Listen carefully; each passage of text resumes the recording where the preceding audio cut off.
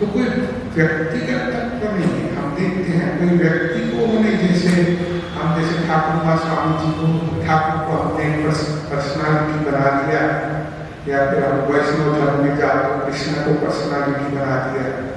रामा समझो राम, हम लोग रामायण की पंक्ति में राम जी को एक पर्सनालिटी बना के भगवान की पूजा करते हैं, तो उपनिषद में ऐसा कुछ भी नहीं है। कोई व्यक्ति नहीं मिलेगा और सब यहाँ पर कैसे है, व्यक्ति ही तत्व है। कोई व्यक्ति को यहाँ पर हाईलाइट नहीं किया गया। यहाँ पर सब लॉजिकल इम्पर्सनल प्रेजेंटेशन है। और कैसे है, साइंटिफिक अप्रोच के साथ ही वह उपनिषद में हमें तत्व का ज्ञान होता है। किंतु हमें यह ख्याल रखना चाहिए कि जैसे उपनिषद का समय वैदिक काल, उस समय तो हमें उस समय का समय सिविलाइजेशन बोलो, कल्चर बोलो, सभी अलग था हमें।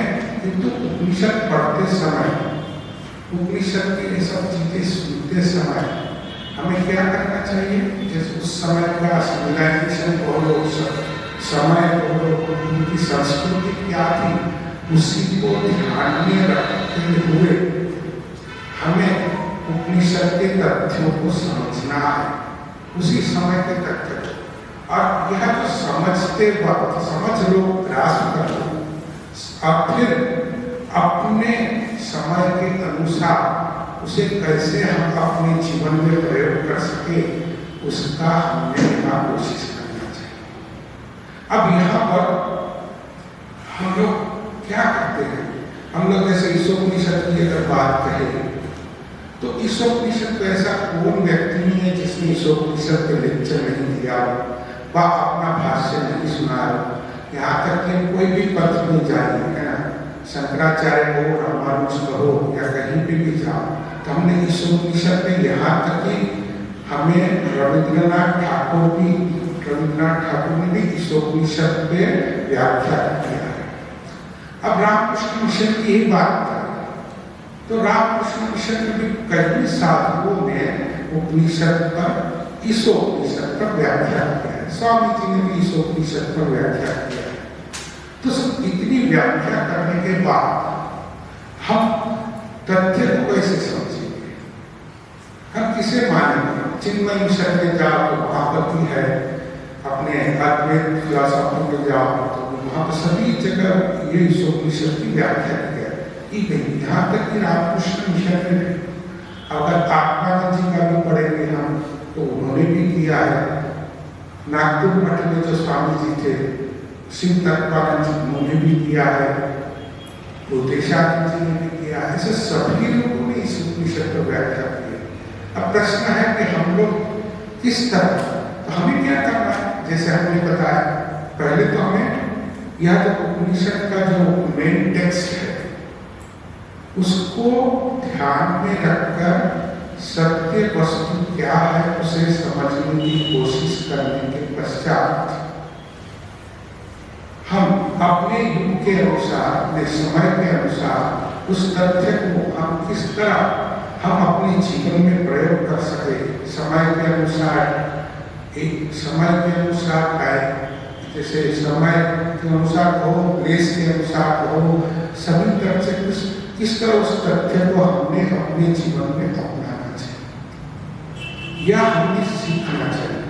और यह जो फिलॉसफी अगर कोई करता है, अद्वैत वाली कहो अपने हिसाब से, फिर क्या करते हैं, कभी कभी जो उपनिषद के सत्यों को अपने अनुसार ट्विस्ट देकर, टर्न कर अपनी फिलॉसफी को ऊपर लाने की कोशिश करते हैं। तो इसमें क्या होता है, जो सत्य है, उपनिषद का जो सत्य है वह तो छिप जाता है। तो इस तरह हम अगर देखते हैं, उपनिषद के ठीक भाव को पढ़ना चाहते हैं, तो हमें ध्यान में रखना चाहिए कि इसको कोई सिस्टम में, कोई संप्रदाय में, कोई फिलॉसफी में उसे बांधना नहीं चाहिए, क्योंकि reality cannot be squeezed into A system. और जो सत्य है उसको कोई सीमित संप्रदाय के द्वारा बाधित नहीं किया जा सकता। सत्य सत्य है, उसको कोई बाधित नहीं कर सकता। तो यह चीज हमें ख्याल में रखना चाहिए। और एक बात उपनिषद में आती है, जैसे हम साइंस में देखते हैं ना, जैसे कोई हवाई जहाज का किसने डिस्कवरी किया, किसने इलेक्ट्रिसिटी का किया, किसने कोई ड्रग जैसे कोई दवाई का डिस्कवरी किया, तो क्या हम उसे याद रखते हैं? नहीं, हम याद रखते नहीं, याद रखते कि भाई किसने किया। आज कोई बता सकता कि हवाई जहाज का पहला परीक्षण किसने किया? कौन नहीं कहता। किंतु जो एरोटेक्नोलॉजी है वह सभी जानते हैं। तो हम साइंस में क्या करते हैं? हम साइंस में पर्सनालिटी को छोड़कर जो प्रिंसिपल है उसी को हम पकड़े रहते हैं, है ना। तो उपनिषद की एक साइंस है, एक स्पिरिचुअल साइंस है। तो स्पिरिचुअल साइंस है, तो स्पिरिचुअल साइंस में हमें भी यह जो पर्सनालिटी को कहीं हमको देखने नहीं मिलती। हम उपनिषद में कहीं नहीं देखते कि आत्मीयता है, विशिष्टता है, फिलॉसफी, ऐसा कुछ नहीं। उपनिषद ज्ञान का कहीं हमको संप्रदाय देखने को नहीं मिलता। अर्थ से क्या है? तब जो आध्यात्मिक सत्यों का ही यहाँ पर उल्लेख किया गया है, कोई पर्सनालिटी को पकड़ा नहीं गया। और यह उपनिषद सबके लिए क्या है? सभी के लिए प्रयोज्य है। वह ब्राह्मण रहो या शूद्र रहो, वैश्य हो या समझ क्षत्रिय, स्त्री हो या पुरुष, हिंदू हो या मुसलमान, वह अंग्रेज हो या कोई भी जाति का कोई भी व्यक्ति, जो ह्यूमन है, जो मनुष्य है, उसके लिए यह उपनिषद है। उपनिषद ने कभी नहीं कहा कि मुस्लिम लोग ये नहीं पढ़ सकते। उपनिषद ने कभी नहीं कहा कि क्रिश्चियन लोग यह उपनिषद पढ़ सकते, कहीं किसी ने नहीं कहा। तो यह जो उपनिषद का सत्य है, यह हमें सत्य ख्याल में रखना चाहिए कि ये सत्य क्या है। तो उपनिषद सभी के लिए है और हमें उपनिषद को अपने विचारों के द्वारा बाधित नहीं करना चाहिए। इस तरह से हमें उपनिषद पढ़ना है। हम आगे देखते हैं कि जैसे यह चीज ध्यान में रखते हुए हम उपनिषद को पढ़ने की कोशिश करेंगे। अब शास्त्रों में हम पढ़ते हैं, शास्त्रों में पढ़ते हैं, हम क्या करते हैं? श्रवण मनन निधिध्यासन के द्वारा शास्त्र का ज्ञान होता है। अब प्रश्न आता है, श्रवण क्या है? श्रवण माने हम कहते हैं सुनना। अब हम पढ़ते हैं तो भी श्रवण में आ जाएगा, अगर हम देखते हैं तो भी श्रवण में आ जाएगा, अगर हम कुछ इमेजिन करते हैं कि ये कैसे, ये क्या है, वो भी श्रवण में आ जाएगा। अब कोई भी प्रोसेस, एनी प्रोसेस है which can gather the thoughts of that subject। मैंने कैसे हम श्रवण का तात्पर्य क्या हो? सुनना, पढ़ना, उस विषय में विभिन्न जगहों से मैटर कलेक्ट करना और देखना, ऑब्जर्व करना और इमेजिन करना। ये सभी चीजें काम में आ जाएगी श्रवण में। अब श्रवण के पश्चात आता है मनन। श्रवण तो हो गया, हम लोग श्रवण तो करते हैं, मनन नहीं करते। मनन करना का तात्पर्य है सोचना, और क्या है? रिफ्लेक्ट करना, माने सोचने के बाद वह क्या कहते हैं वह जानने की कोशिश करना। हम कैसे? Thinking and reflecting. थिंकिंग माने सोचने का, मनन का तात्पर्य सोचने का, रिफ्लेक्ट करने का। यह हो गया मनन हो गया, तो यह भी हमें करना चाहिए। इसके पश्चात श्रवण मनन तो हो गया। श्रवण मनन के पश्चात क्या आता है? निधिध्यासन। निधिध्यासन का माने क्या होता है? हमने उस सब्जेक्ट पर कॉन्टेम्पलेट करना। कॉन्टेम्पलेट करना माने ध्यान करना, यानी ध्यान करना, उसी विषय का चिंतन कंटिन्यूअस हमारे जीवन में रहना चाहिए। जैसे महापुरुष महाराज कहते थे कि हम जब तपस्या में जाते थे, महापुरुष महाराज स्वामी शिवानंद कहते थे, जब तपस्या में जाते थे तो तपस्या में गीता का एक श्लोक पढ़ते थे और सारा दिन उसका ध्यान करते थे। आश्चर्य की बात है कि हम एक श्लोक पढ़ो और सारा जीवन का ध्यान कर सकते नहीं कर सकते, सारा दिन ध्यान कर सकते नहीं कर सकते। तो हमें वह जो प्रोसेस है, जो निधिध्यासन या कॉन्टेम्पलेट किस पर करेंगे, मीनिंग ऑफ दैट वर्ड्स या मीनिंग क्या है, वह क्या बोलना चाहते हैं, उस पर हमें ध्यान करना चाहिए।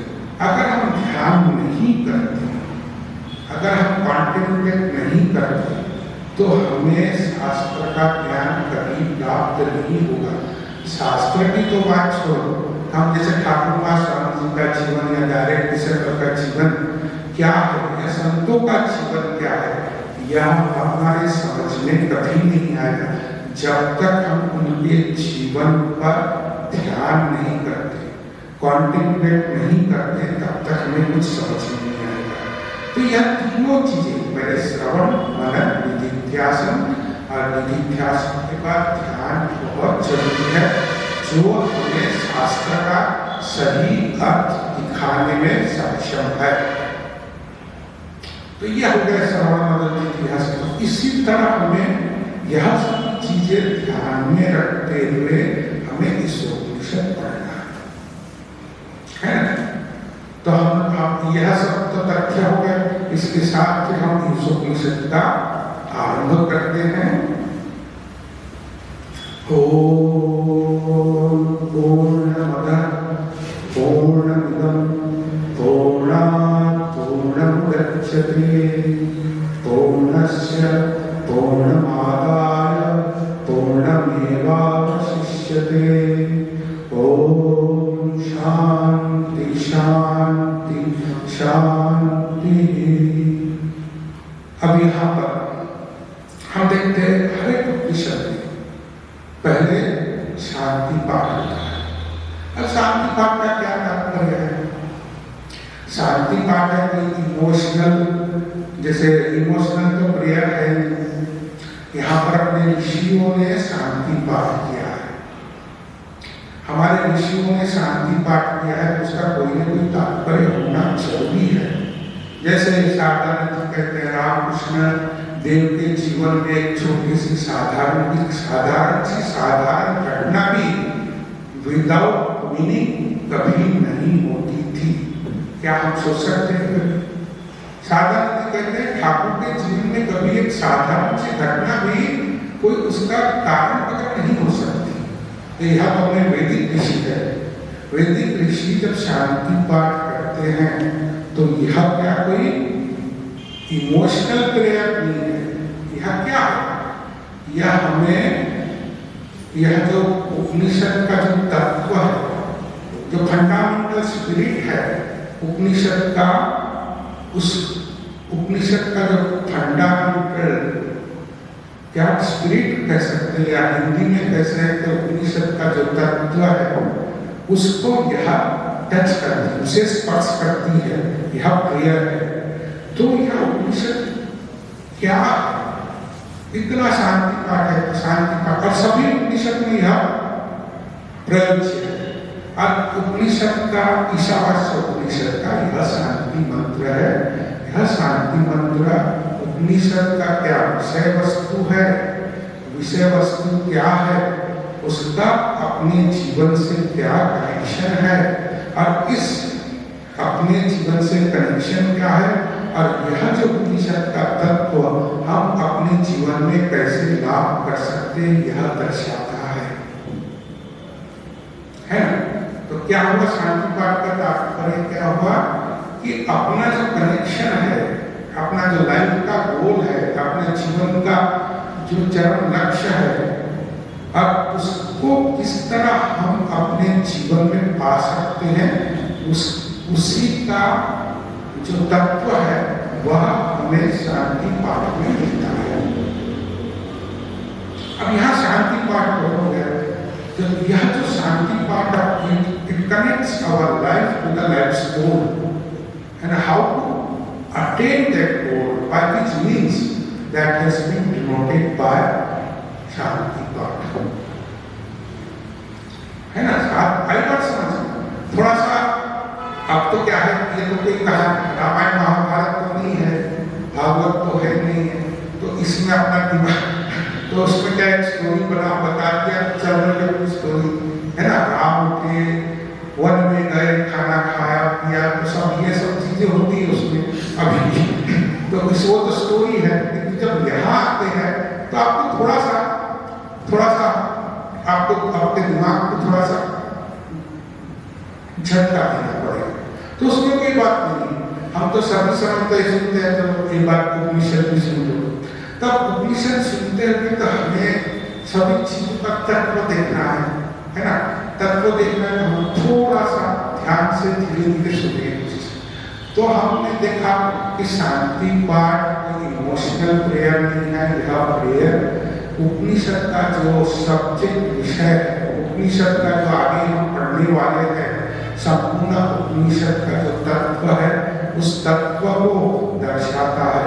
इस तत्व के साथ हमारा जीवन का क्या संबंध है वो दर्शाता है, और हम उसे किस तरह अपने जीवन में प्राप्त कर सकते हैं वह दर्शाता है। तो यह हो गया शांति पाठ। तब देखते हैं ओम पूर्णमदः। अब देखो ओम से ओम शब्द से स्टार्ट हुआ। ओम, जैसे हम ओम उच्चारण करते हैं, तो जैसे ओम हम उपनिषद में पढ़ते हैं ओम तत्सत। ओम तत्सत माने ओम ही सब कुछ है। अब सब कुछ ओम है, तो जब आप जैसे हम ओम उच्चारण करते हैं तो हमारे गले के नीचे से आवाज निकलती है और मुंह तक आती है, और हमारे लिप्स हमारे को बंद हो जाते हैं। ओम। अब यह जब ओम बोलते हैं तो उसमें इसके भीतर ही सभी शब्द आ रहे हैं। हम जितने भी शब्द की बात करें, सभी शब्द हम इसी के आधार पर बोल सकते हैं। तो ओम में क्या सब कुछ इंक्लूड हो जाता है, सब कुछ समा जाता है। तो यहाँ पर उपनिषद के साथ ओम का सब। और एक बात थी, जब ओम उच्चारण करते हैं तो हमें अपनी जो पर्सनालिटी है, अपने मन का जो स्तर है, उसे उच्च आध्यात्मिक स्तर पर ले जाती है। इसीलिए तो सभी मंत्रों में स्टार्टिंग कहाँ से है? ओम से। ओम बोलने से ही हमारा मन ऐसा लगता है कि उच्च स्तर पर चला है। तो ओम क्या है? It's a divine. तो यह जो डिवाइन है, यह डिवाइन डिनोट करता है, यह बताता है ये डिवाइन करता है। और हम देखते हैं ओम इति ब्रह्मा, यह भी देखते हैं ओम इति ब्रह्मा क्या तात्पर्य है? ब्रह्म क्या है? ब्रह्म ब्री धातु से ब्रह्म शब्द की उत्पत्ति हुई है। अब्री धातु का तात्पर्य तो विशाल, सर्वव्यापी, आकाशवत, जैसे सब कुछ है, ऑल परमेश्वर कह सकते हैं। और कैसा है यह चेंजलेस है, इसमें कोई विकार नहीं, इसमें कोई चेंज नहीं है। तो इस ब्रह्म को इससे डिनोट किया गया ओम इति ब्रह्मा, यानी ब्रह्म को दर्शाते समय हमें ओम शब्द का उच्चारण करना पड़ता है। अब थोड़ा आगे देखेंगे हम, आगे तो आपके पास थोड़ा कुछ है, देखते हैं ओम पूर्णमदः। पूर्णमदः, अदा माने क्या होता है? वही परोक्ष ब्रह्म। वो परोक्ष ब्रह्म माने जो अनचेंजिंग है, एब्सोल्यूट रियलिटी है, जो सबसे परे है, जिसे जहां इंद्रियां नहीं पहुंच सकती है, जो सर्वव्यापी है, सर्वशक्तिमान है, सर्व जगह व्याप्त है। तो यह जैसे ओमनीपोटेंट, ओमनीप्रेजेंस हम कहते हैं ना शास्त्रों में, यही पूर्ण, यह जो ब्रह्म का लक्ष्य है, वहां कोई रियलिटी नहीं, वहां एक ही तत्व है। वह क्या है? और जिसे तो हम जैसे एक शास्त्र की भाषा में क्या है, वह कौन सी रियलिटी है?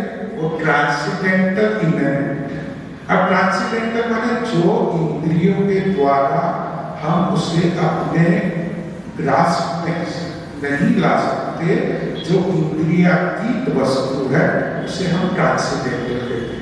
वह ट्रांसेंडेंटल में ऐसी है रियलिटी इमेनेंट है। इमेनेंट माने जो अपने संपूर्ण जगत ब्रह्मांड में व्याप्त है अंतर्निहित तत्व के हिसाब से। और वैसे हुआ कैसे है, वन विदाउट सेकेंड, ऐसा एक फ्रैक्शन ऑफ सेकंड भी नहीं हुआ जब उसका अस्तित्व नहीं था। तो यह क्या हो गया, अब जब उसी के अस्तित्व में है ना इस जगत ब्रह्मांड का सृजन होता है, उसी के अस्तित्व में इसका पालन होता है, उसी के अस्तित्व में प्रलय होता है, किंतु उस पर कोई फर्क नहीं पड़ता। अब उसी के कारण यह टाइम स्पेस और कारण हुआ है, किंतु इतना सब कुछ होने के बाद भी क्या है, वह चेंजलेस है, उसमें कोई परिवर्तन ही नहीं हुआ। तो यह अपना क्या है, यह हो गया अधर्म। अतः यह जो अपने सभी साथ, जैसे आप पढ़ते हैं खंडन भवबंधन निरंतर है ना, जैसे ठाकुर का स्वरूप कैसे, कोई कंचन नहीं, कोई उसमें कोई दाग नहीं है, और फिर कैसे है, निराकार है ना, निराकार, उसमें कोई आकार नहीं। जब ठाकुर है निराकार है, कैसा समझेंगे है ना, जैसे स्वामी जी कहते हैं नमो नमो प्रभु वाक्य बनाती, माने आप ऐसे ईश्वर है जिसकी आराधना मन वाणी से नहीं की जा सकती। अब जहां पर वाणी नहीं पहुंच सकती, जहां पर मन नहीं पहुंच सकता, जिसका कोई आकार नहीं है, वह निर्गुण है, ऐसा जो तत्व है उसे हम ब्रह्म कहते हैं। और उससे ही हम क्या कहते हैं, पूर्णम कथा, वह पूर्ण है, उसमें कोई अपूर्णता नहीं, वह संपूर्णता स्तर से पूर्ण नहीं है। अब यह जो पूर्ण है, इतना तो कह दिया शांति पाठ में, पूर्ण मदद। अब इसके पश्चात है पूर्णम इदम। अब पूर्णम इदम का तात्पर्य होता है यहाँ माने मैं आपको देख रहा हूँ, आप मुझे देख रहे हैं, ठाकुर को देख रहे हैं, सुन रहे हैं, यह सब कुछ क्या है, इदम माने जो जाना जाता है उसे इदम कहते हैं। तो पूर्णम इदम। अब यह जो जगत संसार अपने सामने है, यह क्या कहते हैं, ये ऋषि लोग क्या कहते हैं, पूर्ण। कैसा आश्चर्य की बात है, कैसा होता है पूर्ण, जैसे ऋषि लोग कहते हैं कि यह पूर्णम अदम पूर्णम इदम, हम सब जो कुछ देख रहे हैं पूर्ण ही है। हम इस व्यक्ति को देख रहे हैं, व्यक्ति पूर्ण है, यह व्यक्ति है पूर्ण है। हम जो देख रहे हैं, आप लोग को देख रहे हैं, सभी लोग पूर्ण है। पूर्ण का तात्पर्य क्या, हम भगवत स्वरूप है, ब्रह्म स्वरूप है, क्योंकि ब्रह्म ही पूर्ण है ना, ब्रह्म पूर्ण है, सब कुछ पूर्ण है। तो क्या हम देख पाते हैं ऐसे? हम अगर अपने आप को देखें तो हम अपने आप को पूर्ण समझ सकते हैं कि मैं पूर्ण ब्रह्म हूँ, कह सकते हैं? नहीं कह सकते। हम ईश्वर है तो कह सकता है? नहीं कह सकता। इतना भी नहीं, जब स्वामी जी ठाकुर के पास जाते थे, ठाकुर के पास स्वामी जी जब जाते थे, प्रथम उनसे अद्वैत वेदांत की पुस्तकें पढ़ाते थे, तो उसमें तो सब मैं ईश्वर ऐसा करके बहुत बात, मैं ईश्वर ही हूँ, ईश्वर का स्वरूप हूँ, ऐसी बात है। तो स्वामी जी बाहर करके ठाकुर को कहते ये सब कौन सी किताब पढ़ा है, यह तो पूरा धर्मांधता है, धर्म का आप धर्म का क्या कर रहे हैं, धर्म का तिरस्कार कर रहे हैं, धर्म का बदनाम कर रहे हैं। मैं ईश्वर में कैसा हो सकता है? स्वामी जी भी इतने बड़े, स्वामी जी इतना बड़ा आधार ठाकुर के पास जाकर कहता है कि ठाकुर कहते हैं कि अद्वैत की पुस्तकें पढ़ो, और वह कहते हैं हम सब ईश्वर के स्वरूप है, किंतु स्वामी जी मानने के लिए तैयार नहीं। अब जब स्वामी जी मानने के लिए तैयार नहीं, तो हम क्या मान सकते, क्या नहीं, हमारा तो उतना क्या आधार नहीं। किंतु शास्त्र कहता है कि पूर्ण विधम। अब शास्त्र की बात नहीं कर लेते हैं कि अपना जीवन दर्शन गलत है, या हम जो सोच रहे हैं वो गलत है, क्या गलत है? पूर्ण विधम, यह सब पूर्ण है, आप पूर्ण ही है। हम जैसे जो सोचते हैं आप ईश्वर ही है, आप ब्रह्म ही है, यह कौन कहता? मैं नहीं कहता, कौन कहता है? शास्त्र कहता पूर्ण इदम। इसका क्या तात्पर्य हो गया? जैसा अंतिम बात तो कह दिया, यह जो कार्य ब्रह्म है, कहता है कि जो संपूर्ण ब्रह्म है, जगत जो हम लोग कार्य ब्रह्म माने, जैसे नाम रूप जो देख रहे हैं, जो नाम रूप देख रहे हैं वह सब पूर्ण ही है। ऐसा कुछ पूर्ण है, जैसे नाम रूप आप जितने भी है जगत ब्रह्मांड में जितना कुछ है सब पूर्ण ही है। किंतु हम देखते पाते हैं जगत में जितना भी मैनिफेस्टेशन देखा है, पेड़ पौधे समझो, कुत्ता बिल्ली, जितने लोअर एनिमल्स है, पेड़ पौधे, आकाश, सूर्य, चंद्र, तारे सब पूर्ण है। क्या संभव है? आप क्या जानते हैं? ये सब पूर्ण कैसे हो सकते हैं? ये ब्रह्म कैसे हो सकते हैं? ये ईश्वर कैसे हो सकते हैं? यह तो शास्त्र तो कहता है यह तो पूर्ण ही है। कैसा समझेंगे इसको? शास्त्र तो अच्छा, इसका मतलब शास्त्र क्या झूठ कहता है? नहीं तो शास्त्र क्या, इसके पीछे शास्त्र कारण बताता है। शास्त्र क्या कारण बताता है कि हम जो कार्य ब्रह्म है या जो हिरण्यगर्भ ब्रह्म है, जो जितने भी हम मैनिफेस्टेशन देख रहे हैं, नाम रूप वस्तु, जितना जो कुछ भी दिख रहा है वो सब क्या है? पूर्ण है। एकदम सब कुछ पूर्ण है। इसमें कोई दो मत नहीं है कि यह ईश्वर का ही हमारा स्वरूप है। अब शास्त्र ने तो कह दिया, अब शास्त्र में कारण बताता है। क्या बताता है? सब पूर्णम उदच्यते, पूर्णम उदच्यते। अब यहाँ प्रश्न का क्या प्रश्न है? ये जो जगत संसार का उत्पत्ति कहां से हुई? भगवान से हुई, ब्रह्म से हुई। ब्रह्म से अपनी है तो यहाँ पर शास्त्र कहते हैं ये जगत की सृष्टि कहां से हुई? और भगवान से हुई, ब्रह्म से ही हुई। अब ब्रह्म से जिसकी उत्पत्ति होती है, जिससे पूर्ण से, उसी ब्रह्म रूपी पूर्ण से यह जो जगत रूपी जो हम देख रहे हैं कार्य ब्रह्म, उसकी उत्पत्ति हुई है। इसीलिए यह पूर्ण है। शास्त्र ने कारण बता दिया है, पूर्णम उदच्यते। वो उसी पूर्ण से इस जगत की सृष्टि हुई है, इसलिए यह पूर्ण है। अब शास्त्र ने तो बता दिया जो कुछ भी आप जगत की उत्पत्ति कैसी हुई, जैसे यह ब्रह्म का रिफ्लेक्शन है, प्रोजेक्शन है। जैसे सूर्य है, एक आईना रखा है, सूर्य की रोशनी एक आईने पे पड़ रही है, आईने से वह जो लाइट है रिफ्लेक्ट हो रहा है, वो किसी अंधेरे को प्रकाश दे रहा है। तो वह बताओ, अब यह जो वो आईने का जो उत्पत्ति है या जो उसका आईने के प्रकाश से सूर्य की कोई गति हुई क्या? नहीं। सूर्य की कोई कम हुआ क्या? नहीं हुआ। यह प्रोजेक्शन है। हिंदी अपनी इंग्लिश में कहते हैं इसे प्रोजेक्शन।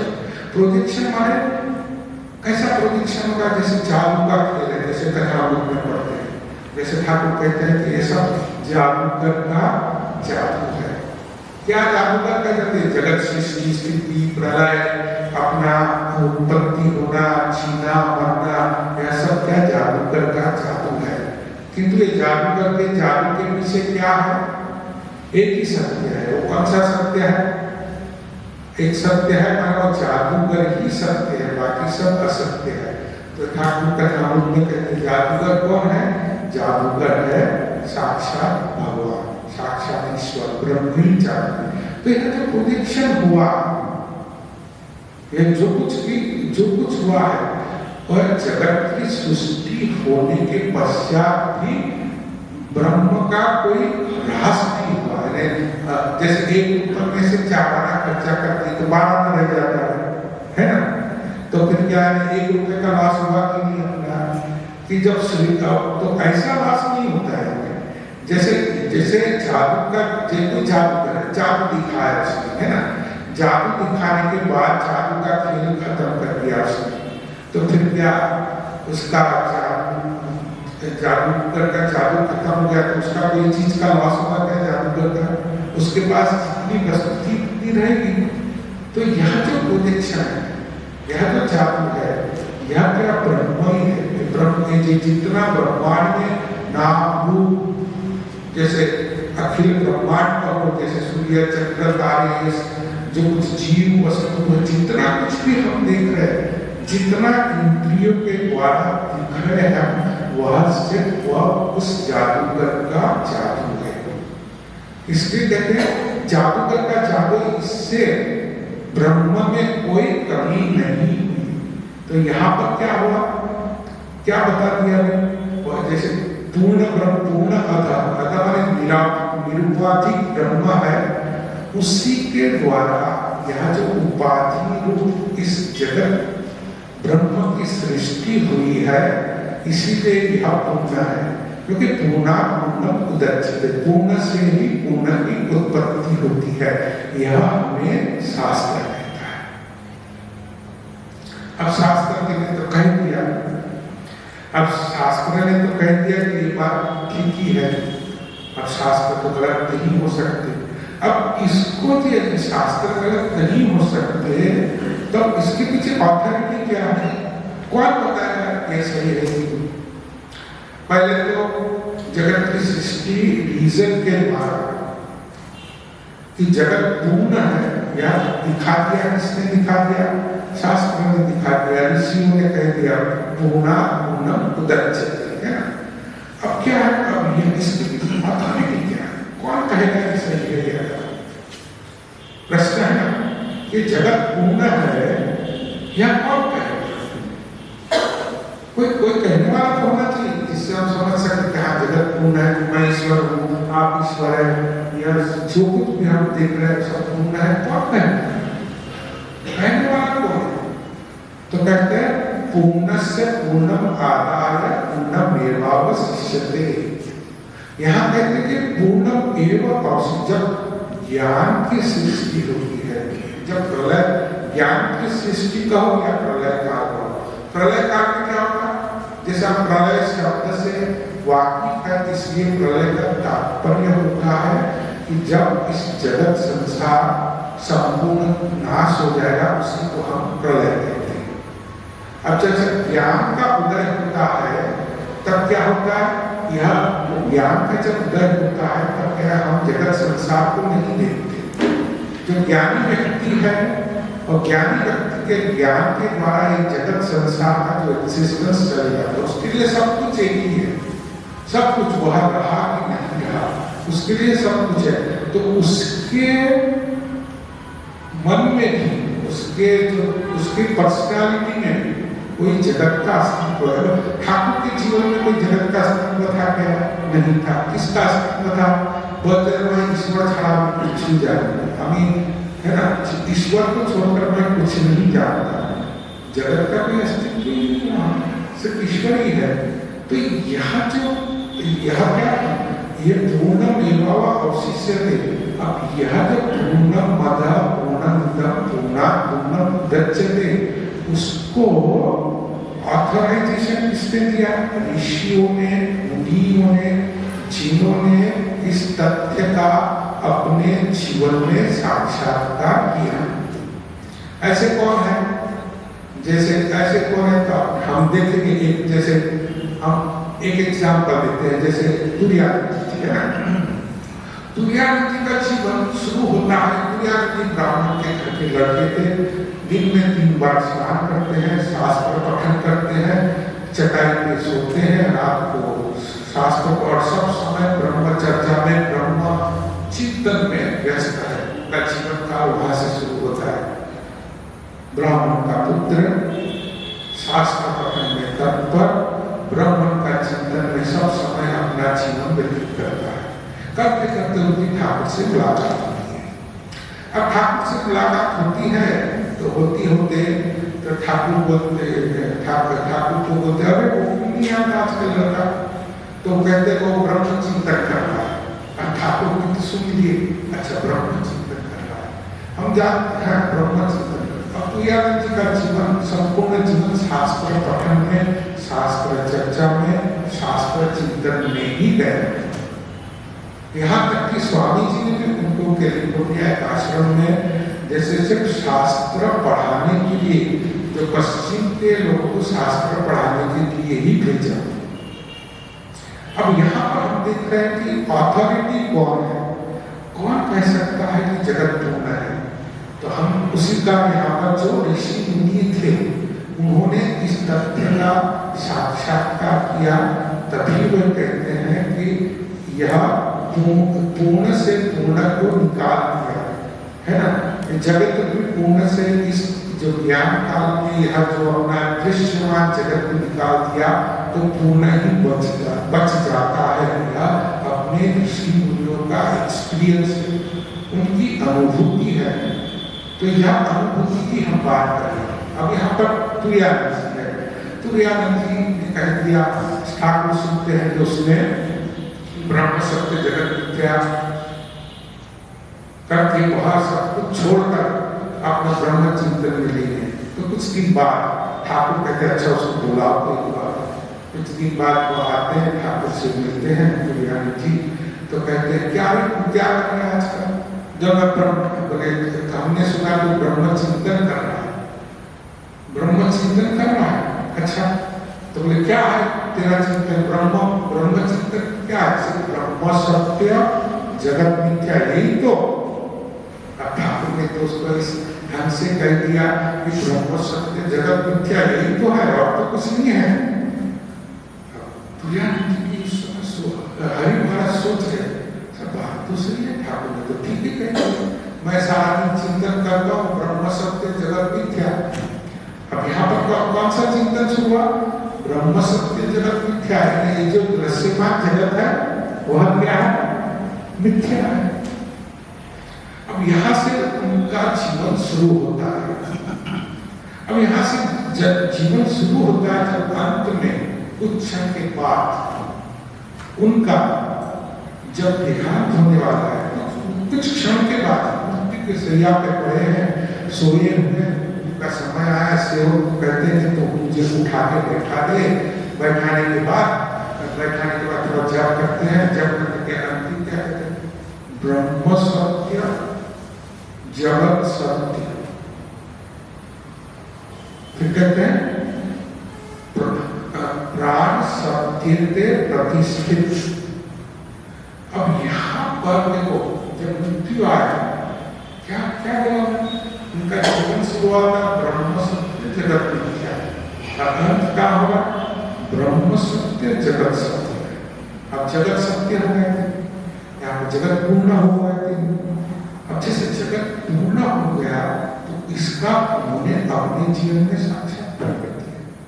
जब माँ से कहते हैं, माँ से अपना एक शिष्य पूछते हैं अच्छा बताओ तो माँ आप मुझे किस तरह देखती हो? तो बोले मैं तो ब्रह्म देखती हूँ।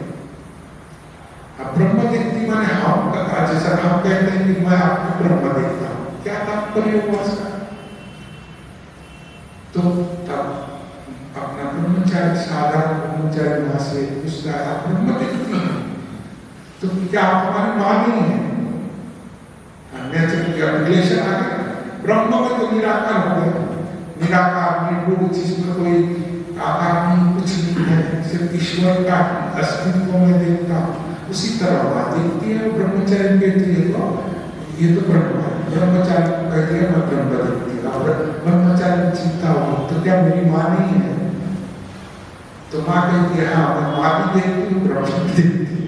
अब माँ उसको तात्पर्य क्या हुआ कि हम जो कुछ देख रहे हैं, जो कुछ जब माँ देखती है कि यह मेरा पुत्र है, तो पुत्र के पीछे क्या है? ब्रह्म का अस्तित्व देखती है, ईश्वर का अस्तित्व देखती है। तो यह जो हम देखते हैं यह किसका है?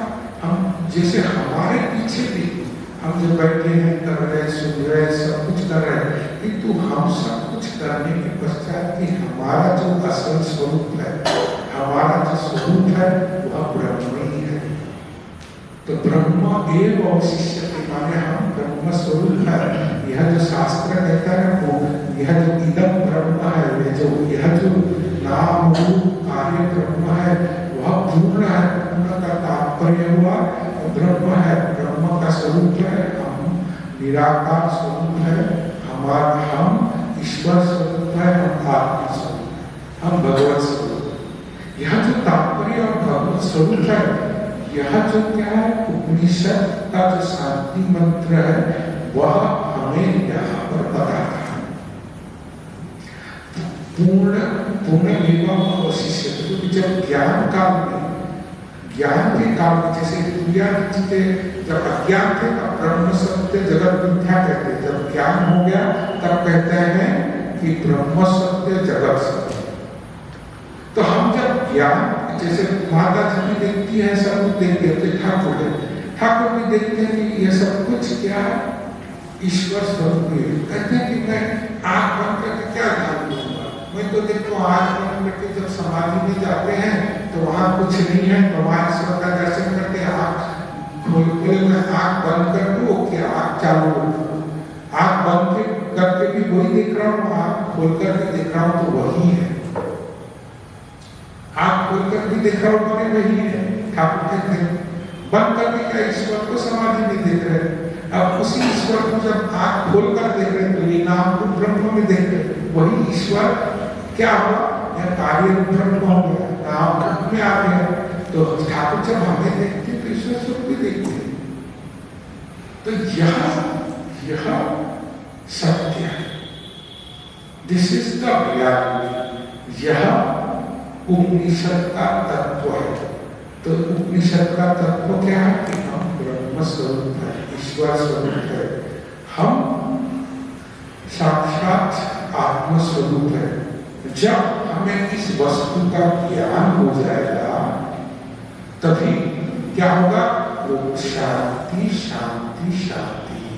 हम शांति शांति शांति का तात्पर्य क्या, हमको तीन शांति, जैसे आध्यात्मिक, आदि दैविक, आदि भौतिक शांति है।